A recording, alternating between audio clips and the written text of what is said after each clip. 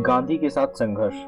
प्रथम गोलमेज परिषद के पश्चात देश का राजनीतिक वातावरण कुछ गर्म हो गया था। जब डॉक्टर अंबेडकर दलित जाति के छात्रावास का प्रबंधन देखने अहमदाबाद गए तो स्टेशन पर कुछ कांग्रेसी कार्यकर्ताओं ने उन्हें काले झंडे दिखाए। इसी बीच द्वितीय गोलमेज परिषद के लिए प्रतिनिधियों के नामों की घोषणाएं हो रही थीं। जुलाई 1931 के तीसरे सप्ताह में अंबेडकर, शास्त्री, सरपू, जयकर, सीतलवाड़ा, मालवीय, नायडू, गांधी, मिर्जा इस्माइल, जिन्ना, रामास्वामी, मुदालियर और अन्य को आमंत्रित किया गया। प्रथम गोलमेज परिषद के समय जानबूझकर डॉक्टर अंबेडकर का नाम फेडरल स्ट्रक्चर कमेटी में नहीं रखा गया था, क्योंकि उनके निर्भीक स्वभाव और देशभक्ति से ओतप्रोत भाषणों ने संभवतः अंग्रेज प्रतिनिधियों को नाराज कर दिया था। अब की बार उनका नाम इस समिति में प्रारंभ से ही रख लिया गया। यह वह समिति थी जिसकी देखरेख में भारत के नए संविधान का प्रारूप तैयार होना था। डॉक्टर अंबेडकर को चारों ओर से बधाइयां प्राप्त हुईं, क्योंकि यह एक अछूत नेता का बहुत बड़ा अंतर्राष्ट्रीय सम्मान था। उधर गांधी जी ने एक रहस्यमय स्थिति पैदा कर रखी थी। यह पता नहीं लग रहा था कि वह लंदन जाएंगे अथवा नहीं।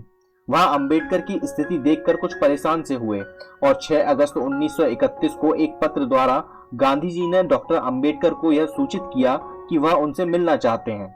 गांधी जी ने लिखा कि यदि संकोच ना करें तो वह उन्हीं के निवास स्थान पर रात के 8 बजे आ सकते हैं। डॉक्टर साहब उस दिन सांगली से लौटे थे और उन्हें बुखार था। शाम तक वह बुखार 106 डिग्री तक बढ़ गया। अतएव उन्होंने गांधी जी को सूचित किया कि बुखार समाप्त होने के बाद वे स्वयं उनसे मिल लेंगे। जब बुखार ठीक हो गया तो डॉक्टर अंबेडकर 14 अगस्त को 2 बजे मणि भवन में अपने सहयोगियों सहित देवराज नायक, शिवतारकर प्रधान, बाबूराव गायकवाड़ और केदारकर गांधी से मिलने गए। उस समय गांधी अन्य लोगों से भी मिल रहे थे। फलतः उन्होंने डॉक्टर अंबेडकर की ओर विशेष ध्यान नहीं दिया। डॉक्टर साहब मिस सलौदे तथा अन्य लोगों से बात करते रहे। थोड़ी देर बाद दोनों नेताओं की आंखें मिली और कुछ औपचारिक बातों के पश्चात उनके बीच वार्तालाप प्रारंभ हुआ, जिसका संक्षिप्त वर्णन यहाँ प्रस्तुत है। गांधी जी: अच्छा डॉक्टर, तुम्हें कुछ कहना है? अंबेडकर: आपने मुझे अपने विचार बतलाने बुलाया है, कृपया आप ही बतलाएं आपको क्या कुछ कहना है, अथवा आप मुझसे प्रश्न करें तो मैं उनका उत्तर दूंगा। गांधी अंबेडकर की ओर घूरते हुए: मैंने सुना है आपको मुझसे और कांग्रेस से कुछ शिकायतें हैं। जब आप पैदा भी नहीं हुए थे तब से मैं अछूतों की समस्या के बारे में सोच रहा हूँ। बड़ी मुश्किलों से मैंने इस समस्या को कांग्रेस मंच पर ला पटका है। इतना ही नहीं, कांग्रेस ने अछूतोद्धार के लिए 24 लाख रुपए खर्च किया। मुझे आश्चर्य है कि फिर भी आप मेरा और कांग्रेस का विरोध कर रहे हो। आप अपने दृष्टिकोण को न्यायोचित ठहराने के लिए कुछ कहना चाहेंगे? कहें, आप स्वतंत्र हैं। अंबेडकर: यह बात सही हो सकती है कि मेरे पैदा होने से पूर्व आप अछूतों की समस्या के बारे में सोच रहे होंगे। सभी वृद्ध पुरुष आयु पर आधारित तर्क देते हैं और यह भी सत्य है कि आपके कारण कांग्रेस ने इस समस्या को स्वीकार किया। लेकिन मैं स्पष्ट कहता हूं कि कांग्रेस ने अछूतों की समस्या को पहचानने के सिवाय और कोई काम नहीं किया है। जो 24 लाख रुपए कांग्रेस ने खर्च किया वह भी निरर्थक है। इतने ही धन से मैं अछूतों में आश्चर्यजनक परिवर्तन ला देता। ऐसी स्थिति में आप पहले मेरे से संपर्क करते तो अच्छा रहता। कांग्रेस ने यह सब दिखावे के रूप में किया है। वह अछूतों की समस्या के प्रति निष्ठावान नहीं है। उसने कांग्रेसी कार्यकर्ता बनने के लिए छुआछूत निवारण की ऐसी कोई शर्त नहीं रखी, जैसे कि खादी वस्त्र पहनने की। कांग्रेस का सदस्य बनने के लिए खादी की तरह छुआछूत निवारण की शर्त लागू की होती तो नासिक जिला कांग्रेस कमेटी के अध्यक्ष ने अछूतों के मंदिर प्रवेश का विरोध न किया होता। कांग्रेसी अपने घरों में अछूतों को नौकरी नहीं देते और न ही अछूत विद्यार्थियों की सहायता करते हैं। कांग्रेस सख्ती चाहती है और इसलिए छुआछूत निवारण की शर्त लगाना कोई बुद्धिमत्ता नहीं होती। वह सिद्धांत की अपेक्षा संगठन में अधिक रुचि लेती है। आप कहते हैं अंग्रेजी सरकार का हृदय परिवर्तन नहीं हुआ, लेकिन हमारी समस्या के प्रति भी तो स्वर्ण हिंदुओं का हृदय परिवर्तन नहीं हुआ। जब तक वे अपनी जिद पर अड़े रहेंगे तब तक हम न कांग्रेस का और न ही हिंदुओं में विश्वास करेंगे। हम महान नेताओं तथा महात्माओं में आस्था रखने के लिए तैयार नहीं हैं। हम तो आत्म सहायता और आत्मसम्मान में विश्वास करते हैं। मैं स्पष्टतः कहता हूँ, जैसा कि इतिहास बतलाता है, महात्माओं ने मरीचिक्काओं के समान धूल को तो उठाया पर समाज के स्तर को नहीं। कांग्रेस क्यों हमारे आंदोलन का विरोध करती है और क्यों मुझे देशद्रोही कहती है? इस अवसर पर डॉक्टर अंबेडकर कुछ उत्तेजित हो गए। उनका चेहरा कुछ गर्म हो गया और उनकी आंखें तेज हो गईं। उन्होंने एक विराम रखा और फिर ओजस्वी ध्वनि में कुछ कहने में लीन हो गए। अंबेडकर: गांधी जी मेरी कोई मातृभूमि नहीं है। गांधी आश्चर्यचकित होकर बीच में बोल उठे, आपकी मातृभूमि है। गोलमेज परिषद में आपके कार्य की जो मुझे रिपोर्ट मिली उससे आप एक महान देशभक्त सिद्ध हुए हैं, यह भी मैं अच्छी तरह जानता हूं। अंबेडकर, आप कहते हो मेरी मातृभूमि है, परंतु मैं कहता हूं कि मेरी मातृभूमि नहीं है। जिस देश और धर्म में हमें कुत्ते बिल्लियों से भी बदतर माना जाता है, जिस देश तथा धर्म में हम सार्वजनिक स्थानों पर पानी नहीं पी सकते, उस देश को मैं अपना देश कैसे कहूं? उस धर्म को मैं अपना धर्म कैसे मानूं? कोई भी आत्मसम्मान से ओतप्रोत अछूत इस देश को अपना देश नहीं कह सकता।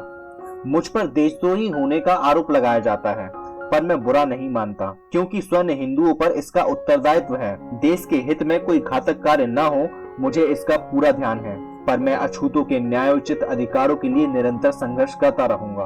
वातावरण कुछ गर्म एवं गंभीर हो गया। उपस्थित सज्जनों के चेहरे बदल गए। गांधी जी बेचैनी महसूस करने लगे। वह चाहते थे कि डॉक्टर अंबेडकर की बातों को कोई नया मोड़ दिया जाए। उसी बीच डॉक्टर साहब ने एक महत्वपूर्ण प्रश्न किया, जिसके लिए यह मीटिंग की गई थी। अंबेडकर, प्रत्येक आदमी जानता है कि मुस्लिम और सिख सामाजिक, राजनीतिक तथा आर्थिक दृष्टि से अछूतों की अपेक्षा बहुत कुछ आगे हैं। प्रथम गोलमेज परिषद ने मुसलमानों के पृथक राजनीतिक अधिकारों को स्वीकृति दी और उनको सांप्रदायिक संरक्षण भी प्रदान किया है। कांग्रेस मुसलमानों की मांग से सहमत है। प्रथम परिषद ने अछूतों के भी राजनीतिक अधिकारों की स्वीकृति दी है और राजनीतिक संरक्षण तथा संख्या अनुसार प्रतिनिधित्व की सिफारिश भी की है। अछूतों के लिए तो यह लाभदायक है। आपकी राय क्या है? मैं हिंदुओं से अछूतों की राजनीतिक पृथकता के विरुद्ध हूँ। वह एक प्रकार से आत्मघात ही होगा। अंबेडकर उठते हुए, मैं आपके स्पष्ट मत के लिए आपका आभारी हूँ। यह अच्छा ही हुआ कि इस महत्वपूर्ण समस्या के संबंध में हम कहाँ खड़े हैं यह मैं जान पाया। अच्छा, अब मैं आपसे विदा लेता हूँ। इन दो महान नेताओं की मुलाकात एक गंभीर वातावरण में परिणत हो गई और किसी ठोस निर्णय के बिना ही उसका अंत हो गया। उस समय गांधी जी भारतीय राजनीति के बॉस, एक अधिनायक थे और भारतीय जनसमूह के ताजविहीन राजा थे। लोग उनके चमत्कारी व्यक्तित्व से प्रभावित थे। अतएव गांधी जी की बातों का उलटकर जवाब देना एक स्थायी प्रकोप तथा कटुता को आमंत्रित करने के समान था, और वह भी कोई अछूत नेता उनके साथ उलझे, यह गांधी जी की कल्पना से परे था। लेकिन दो नेताओं के बीच विरोध की चिंगारी सुलग गई और इस प्रकार उपयुक्त मुलाकात से गांधी तथा अंबेडकर के बीच एक ऐतिहासिक संघर्ष का अध्याय प्रारंभ हो गया। इस मुलाकात के पूर्व गांधी जी यह समझे बैठे थे कि डॉक्टर अंबेडकर एक दलित जाति से नहीं थे, और जब तक वह लंदन के लिए रवाना ना हो गए तब तक उन्होंने यही सोचा कि कोई ब्राह्मण है जो अछूतों की समस्या में गहरी रुचि ले रहा है और इसलिए वह ऐसी नाराजगी से बातें करता है। उसी मुलाकात के दिन शाम को डॉक्टर अंबेडकर का लंदन जाने के लिए विदाई समारोह हुआ, जिसमें उन्होंने कहा, यदि तुम स्वयं अपनी दास्ता पूर्णतः समाप्त करने की प्रतिज्ञा पर डटे रहते हो और उसके लिए कष्ट एवं कठिनाइयां सहने को तैयार हो, तो उस कार्य की सफलता में मुझे समर्थ बनाने का श्रेय आपका ही होगा। आप सब स्त्री पुरुषों का मेरे प्रति प्रगाढ़ प्रेम मेरे लिए प्रेरणा स्रोत है। द्वितीय गोलमेज परिषद के संदर्भ में बोलते हुए डॉक्टर साहब ने कहा कि 120 सदस्यीय परिषद में हम केवल 2 सदस्य हैं, लेकिन विश्वास करो हम आपके लिए जमीन एवं आसमान को एक कर देंगे। आज दोपहर गांधी से मैंने बात की। वर्तमान स्थिति में वह आपके हितों की रक्षा हेतु कुछ नहीं कर सकते। हमें स्वयं अपने पैरों पर खड़ा होना चाहिए और हमें अपने अधिकारों के लिए जितना संभव हो उतना तगड़ा संघर्ष करना चाहिए। अतएव आप अपने आंदोलन को जारी रखो और अपनी शक्तियों को संगठित करो। संघर्ष के द्वारा ही आप शक्ति एवं प्रतिष्ठा प्राप्त कर पाओगे। दलितों के लिए यह एक प्रकार से आदेश था कि वे अपने संघर्ष में किसी प्रकार की ढील न डालें। डॉक्टर अंबेडकर 15 अगस्त 1931 को द्वितीय गोलमेज परिषद में भाग लेने के लिए लंदन रवाना हो गए, जो 7 सितंबर से प्रारंभ होने वाली थी। इस परिषद में सबसे महत्वपूर्ण कार्य फेडरल स्ट्रक्चरल कमेटी तथा माइनॉरिटीज कमेटी को करना था। महात्मा गांधी ने 15 सितंबर को संघ योजना समिति में अपना प्रथम भाषण दिया, जिसमें उन्होंने यह दावा किया कि कांग्रेस सभी भारतीय हितों एवं वर्गों का प्रतिनिधित्व करती है और कांग्रेस ही सबसे शक्तिशाली संस्था है। उन्होंने कहा कि कांग्रेस न केवल मुसलमानों, सिखों और पारसियों का प्रतिनिधित्व करती है, बल्कि अछूतों का भी नेतृत्व वह करती है, क्योंकि छुआछूत मिटाने की योजना कांग्रेस के राजनीतिक मंच पर लाई जा चुकी है। कांग्रेस सभी भारतीय पुरुषों का ही नहीं वरन समस्त नारियों का प्रतिनिधित्व करती है। चूंकि वह गांधी स्वयं कांग्रेस के प्रमुख प्रतिनिधि हैं, इसलिए यह समझना चाहिए कि संपूर्ण भारतीय राष्ट्र के प्रमुख प्रतिनिधि हैं। इस प्रकार गांधी जी ने अपने प्रथम वक्तव्य में यह प्रदर्शित कर दिया कि कांग्रेस एवं गांधी ही भारत के प्रधान प्रतिनिधि हैं। गोलमेज परिषद में सभी अल्पसंख्यकों तथा राजशाही राज्यों के प्रतिनिधि अधिक से अधिक अपने अपने हितों की वकालत कर रहे थे। उधर हिंदू मुस्लिम गतिरोध पैदा हो गया था। गांधी जी ने हिंदू मुस्लिम अर्थात कांग्रेस लीग समझौते के लिए भारी प्रयत्न किए। उन्होंने मुसलमानों को कोरा चेक दे दिया कि वे जो चाहे मांग लें, परंतु वह सफल न हो पाए। साथ ही साथ मुसलमान अछूत भारतीय ईसाई एंग्लो इंडियन और यूरोपियन इनके प्रतिनिधियों ने परस्पर मिलकर अल्पसंख्यक समझौता तैयार किया, जिसे ब्रिटिश प्रधानमंत्री को प्रस्तुत किया। इस समझौते की महत्वपूर्ण बात यह थी कि उसमें अछूतों के अलग प्रतिनिधित्व को स्वीकार कर लिया था। विभिन्न जातियों के प्रतिनिधित्व को लेकर गांधी ने अल्पसंख्यक समिति में भाषण देते हुए कहा, हिंदू मुस्लिम सिख समस्या के अंतर्गत जो विशेष प्रतिनिधित्व दिया गया है उसे कांग्रेस ने स्वीकार कर लिया है। उसके लिए ठोस ऐतिहासिक कारण भी हैं, लेकिन कांग्रेस उस फॉर्मूला को किसी भी रूप में अन्य अल्पसंख्यकों पर लागू नहीं होने देगी।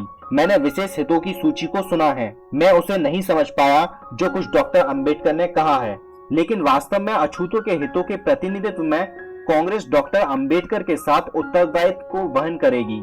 अछूतों के हित कांग्रेस को उतने ही प्रिय हैं जितने कि भारत में अन्यों के हित हैं।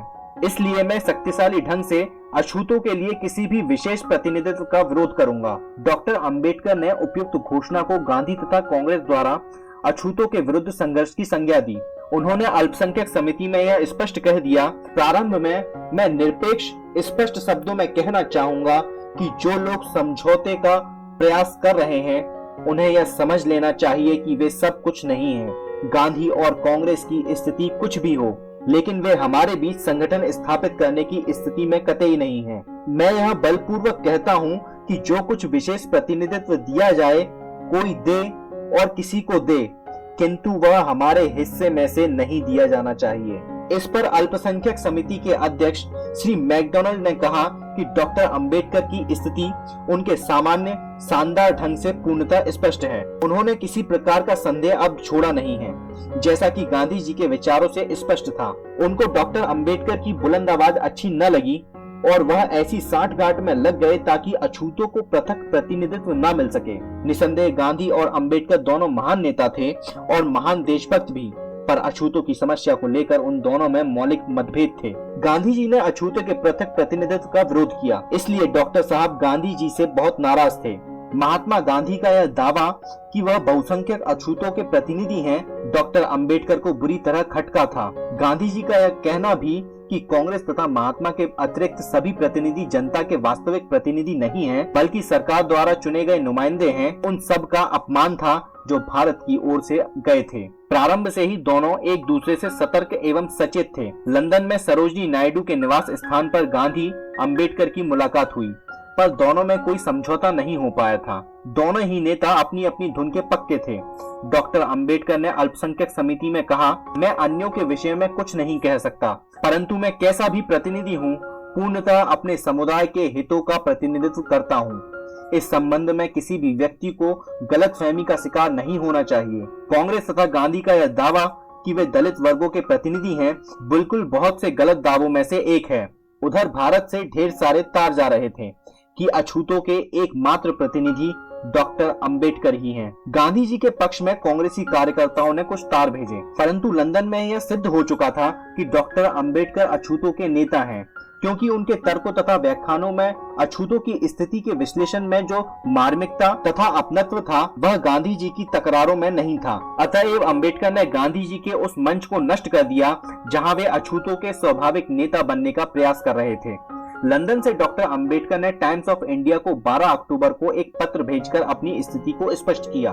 उसमें उन्होंने लिखा, हमें यह पूर्णतः ज्ञात हो गया है कि गांधी जी ने अपने मुस्लिम मित्रों के साथ समझौता करने तथा उनकी 14 सूत्रीय मांगों को स्वीकार करने के लिए एक शर्त यह भी रखी है कि मुस्लिम नेताओं को अछूतों के पृथक प्रतिनिधित्व का विरोध करना है। किसी महात्मा से ऐसे व्यवहार की आशा नहीं की जा सकती। केवल दलित वर्गों का घोर शत्रु ही ऐसा कर सकता है। मिस्टर गांधी न केवल दलित वर्गों के एक मित्र की भूमिका अदा नहीं कर रहे हैं, बल्कि वह एक ईमानदार शत्रु की भूमिका भी अदा नहीं कर रहे हैं। डॉक्टर अंबेडकर जी ने महात्मा जी की राजनीति को भली भांति पहचान लिया कि वे एक समुदाय को दूसरे समुदाय से भिड़ाने का प्रयास कर रहे थे ताकि कांग्रेस का प्रभुत्व स्थापित हो जाए। डॉक्टर अंबेडकर ने इस प्रकार अपने नेतृत्व का प्रदर्शन किया कि उन्होंने न केवल अछूतों के पृथक प्रतिनिधित्व की मांग को स्वीकृत करवाया, बल्कि गांधी कांग्रेस द्वारा घोषित अछूतों के नेतृत्व का मंच भी धूमिल कर दिया। इस पर मिस म्यूरिल लेस्टर ने, जिनके साथ गांधी जी ठहरे थे, डॉक्टर अंबेडकर से मुलाकात की ताकि वे उनके दृष्टिकोण को भली भांति समझ सकें। वे दोनों नेताओं से प्रभावित हुईं और उसने दोनों को चाय पार्टी में आमंत्रित किया ताकि उनके बीच कोई समझौता संभव हो सके। डॉक्टर साहब ने स्वीकार किया कि गांधी जी ने मानवता की दृष्टि से अछूतोद्धार का कुछ काम किया है और छुआछूत को मिटाने का प्रयास भी किया है, किंतु दोनों में मौलिक अंतर है वहाँ जहाँ वे अछूतों की समस्या का कोई स्थायी समाधान ढूंढते हैं। जब गोलमेज परिषद की कार्यवाही चल रही थी, तब ब्रिटेन के राजा किंग एम्परर ने भारतीय प्रतिनिधियों को 5 नवंबर के दिन स्वागत के रूप में चाय पानी पर आमंत्रित किया। वहां ऐसा निश्चय हुआ कि कुछ ही प्रतिनिधि बोलेंगे। गांधी भी वहां नंगे सिर, धोती तथा चप्पल पहने मौजूद थे। थोड़ी देर बाद जब राजा ने डॉक्टर अंबेडकर से भारत में अछूतों की स्थिति के विषय में पूछताछ की और जब अंबेडकर ने अछूतों की दयनीय स्थिति और हृदय विदारक कहानियों का चित्रण प्रस्तुत किया, तो राजा का हृदय दहल गया, उनकी आंखें और चेहरा बदल गया। तब राजा ने डॉक्टर अंबेडकर से उनके माता पिता, जन्म स्थान, शिक्षा स्थान आदि के बारे में सहज पूछताछ की और यह भी जानकारी प्राप्त की कि उन्होंने इतनी शिक्षा और कीर्ति किस प्रकार उपलब्ध की। राजा बड़ा ही प्रसन्न हुआ और डॉक्टर साहब को सहृदय बधाई दी। जब गांधी और कांग्रेस का विरोध डॉक्टर अंबेडकर ने खुलकर भारत और लंदन में किया, तो स्वयं हिंदुओं द्वारा नियंत्रित प्रेस ने डॉक्टर साहब की कटु आलोचना प्रारंभ कर दी और शीघ्र ही वह भारत में हिंदुओं द्वारा एक घृणित व्यक्ति के रूप में समझे जाने लगे। उन्हें न केवल ब्रिटिश राज का पिछलग्गू, बल्कि एक राक्षस, प्रतिक्रियावादी, देशद्रोही और हिंदू धर्म विनाशक की संज्ञा दी गई। पत्रकार टी.एन. रमन को एक साथी यात्रा ने यहाँ तक कह दिया कि यदि उसने किसी की हत्या की तो वह डॉक्टर अंबेडकर ही होंगे। पत्रकार ने बतलाया कि विद्वान डॉक्टर के लिए और भी अपशब्दों का प्रयोग किया गया। डॉक्टर अंबेडकर किसी से डरने वाले नहीं थे। उन्होंने यह स्पष्ट कहा था कि गांधी जी का गोलमेज परिषद में व्यवहार ठीक नहीं रहा। जब चाहा तब किसी भी प्रतिनिधि को झटक दिया। गांधी जी ने प्रतिनिधियों को एकत्र करने के बजाय उनमें फूट डाली। अतएव एक कांग्रेसी प्रतिनिधि के रूप में गांधी जी बड़े ही अयोग्य नेता सिद्ध हुए। डॉक्टर साहब की राय में संवैधानिक तथा सांप्रदायिक प्रश्नों के संदर्भ में महात्मा जी ने बहुत ही आदर्शात्मक बातें कही, लेकिन कोई ठोस दृष्टिकोण या सुझाव प्रस्तुत नहीं किया। डॉक्टर अंबेडकर ने अछूतों के हितों की जो प्रभावशाली वकालत गोलमेज परिषद में की, वह उनकी स्थिति को देखते हुए ठीक थी। स्वयं हिंदू राजनीतिक दास्ता से दुखी थे, तो अछूत लोग राजनीतिक एवं सामाजिक दास्ता से अपने ही देश में पीड़ित थे। यदि 150 वर्ष की राजनीतिक गुलामी स्वयं हिंदुओं को ब्रिटिश सरकार के प्रति अतिवादी तरीके तथा हिंसात्मक क्रियाओं के लिए बाध्य कर सकती है, तो दलितों द्वारा गांधी कांग्रेस तथा स्वयं हिंदुओं का विरोध न्यायोचित था, जो उनके पृथक प्रतिनिधित्व का विरोध कर रहे थे और जिन्होंने दलितों को 2000 वर्ष की गुलामी में रहते हुए पाया था। स्वयं हिंदू केवल राजनीतिक स्वतंत्रता के लिए संघर्ष कर रहे थे, पर यह डॉक्टर अंबेडकर का महान मिशन था कि अछूतों को मानवीय स्तर पर लाकर उन्हें मानवीय अधिकार दिलाए जाएं। उनका यह विश्वास था कि शोषक कभी रक्षक नहीं बन सकते। गोलमेज परिषद में डॉक्टर अंबेडकर की स्थिति बड़ी नाजुक तथा विचित्र थी। वे मुख्य शोषित अछूतों के नेता थे और दलित वर्गों के हितों की रक्षा करना उनका धर्म था। जिन लोगों की स्वतंत्रता, समानता तथा भ्रातृत्व में आस्था थी, उनका यह कर्तव्य था कि वे डॉक्टर अंबेडकर द्वारा प्रस्तुत सुरक्षित सीटों तथा संयुक्त निर्वाचन की मांगों का समर्थन करते। लेकिन कांग्रेसी नेताओं ने समर्थन के बजाय उनका विरोध किया और उसी तरह मुस्लिम मांगों को दबाव में आकर स्वीकार कर लिया। डॉक्टर अंबेडकर कई उलझनों में फंसे हुए थे। यदि वे ब्रिटिश राजनेताओं का विरोध करते और गांधी के साथ रहते, तो वे अपने दलित भाइयों के लिए कुछ भी नहीं कर पाते। उधर गांधी दलितों को आशीर्वाद तथा कुछ मीठे शब्दों के सिवाय और कुछ नहीं दे पाते। यदि वे गांधी जी के साथ रहकर संयुक्त निर्वाचन के साथ विशेष प्रतिनिधित्व की मांग को रखते, तो गांधी जी मानने वाले नहीं थे, क्योंकि वे इसके कट्टर विरोधी थे। यदि गांधी जी इतना मान लेते तो समस्या बहुत पहले ही सुलझ जाती। समस्या उलझती गई और अंत में अल्पसंख्यक समिति की एक मीटिंग हुई जिसमें सभी अल्पसंख्यक समूह के प्रतिनिधियों ने एक प्रकार से समझौता कर लिया और दलितों के लिए विशेष रियायत देने की दिशा में संकेत मिला। सभी अल्पसंख्यकों मुस्लिम, दलित वर्ग, ईसाई, सिख, एंग्लो इंडियन तथा यूरोपियन की ओर से एक स्मरण पत्र प्रस्तुत किया गया जिसमें सभी के हितों की सुरक्षा हेतु प्रावधान रखे गए। इस स्मरण पत्र के साथ साथ अंबेडकर और श्रीनिवासन ने एक पूरक स्मरण पत्र में यह मांग रखी केंद्रीय तथा प्रांतीय विधानसभाओं में जनसंख्या अनुसार विशेष प्रतिनिधित्व दिया जाए। उन्होंने पृथक निर्वाचन की मांग रखी और यदि सुरक्षित सीटों के साथ संयुक्त निर्वाचन की व्यवस्था हो तो ऐसा जनमत द्वारा निश्चित हो और वह भी 20 साल से पहले नहीं। उनकी अंतिम मांग यह थी कि अछूतों को दलित वर्गों की बजाय अजातीय हिंदू, प्रोटेस्टेंट हिंदू या अपरंपरावादी हिंदू कहा जाए। इस प्रकार डॉक्टर साहब तथा श्रीनिवासन ने अछूतों की मांग को अल्पसंख्यक समिति में रखकर अल्पसंख्यक समझौते का समर्थन किया। जब गांधी जी ने इस अल्पसंख्यक समझौते की ओर देखा जिसमें दलित वर्गों के लिए पृथक निर्वाचन की मांग का समर्थन था तो वे विचलित हो गए और फिर अल्पसंख्यक समिति में दहाड़ने लगे। मैं जो पहले कह चुका हूं उसे मैं दोहराना चाहूंगा, अर्थात कांग्रेस उस समाधान का स्वागत करेगी जो हिंदुओं, मुसलमानों और सिखों को मान्य होगा, लेकिन वे अन्य किसी भी अल्पसंख्यक के लिए विशेष प्रतिनिधित्व या निर्वाचन को स्वीकार नहीं करेंगी।